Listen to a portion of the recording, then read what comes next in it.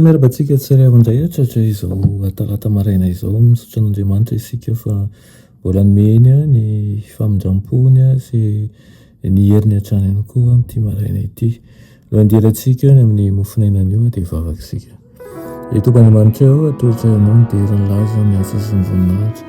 Saotra anao zareo satria mbola avy aminao ny fofinaina mahavelona izay ananany ankehitriny.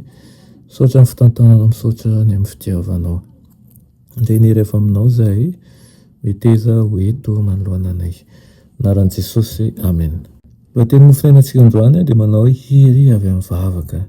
Ray amin'ny Salamo 5:9 manao hoe avia ka aoka hiondrika sy hankoka isika, aoka isika andohalika natrehan'i Jehova mpanao antsika, amen.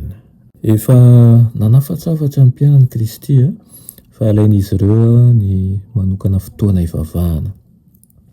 Nanomboka sy nanamasina ny asa tsirairay nataon'i Kristy ny vavaka. Zava-dehibe ny andaniny alina manontolo ny vavahana tany tendrombohitra sy tany anefitra ho fanomanana azy hiatrika an'ireo fitsapana ny andry azy tamin'ireo andro manaraka.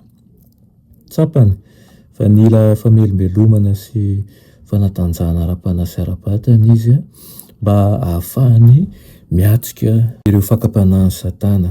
Ary izay miezaka hanaraka ny eo am-piainany dia ahatsapa filana tahaka an'izany ihany koa. Nanaiky hisolo antsika sy ho antoka ho antsika Kristy ary tsy misy ataony tsinotsinona na anankiray aza. Noho ny fankatoavany dia misy arepahakatoavana tonga lafatra izay tsy hita lany azo tovozina. Miakatra any an-danitra toy ny setroka manompofona miaraka amin'ny vavaka santitra ny vahoakany, ny fahamendrehan'i Kristy sy ny fandavatenany ary ny fahafoizan-tenany. Manjary hanitra kasitrahana ihany koa ny vavaka ataontsika. Aoka ho tsaroany rehetra fa azo takarina amin'ny saina fotsiny ny zava-miafy ny fanjakan'Andriamanitra. Ny finoana mahatoky sy ny vavaka marina dia mahery tokoa.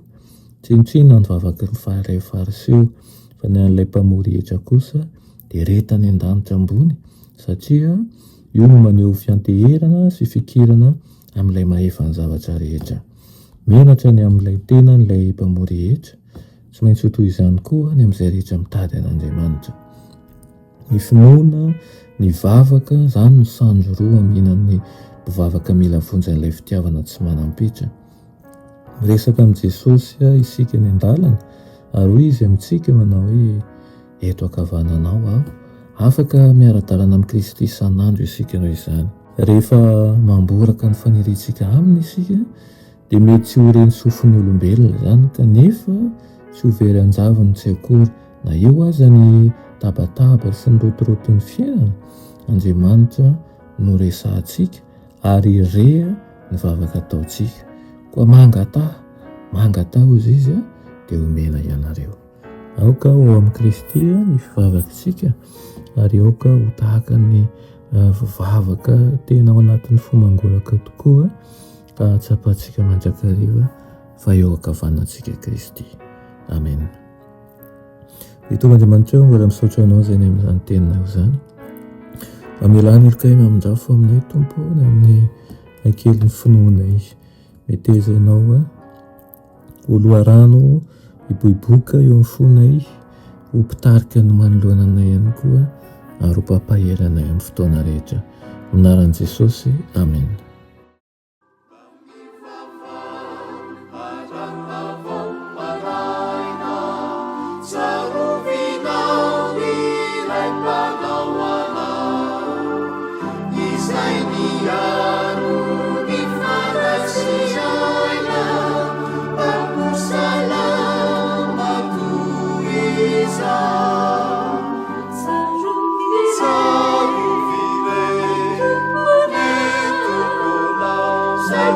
Yeah.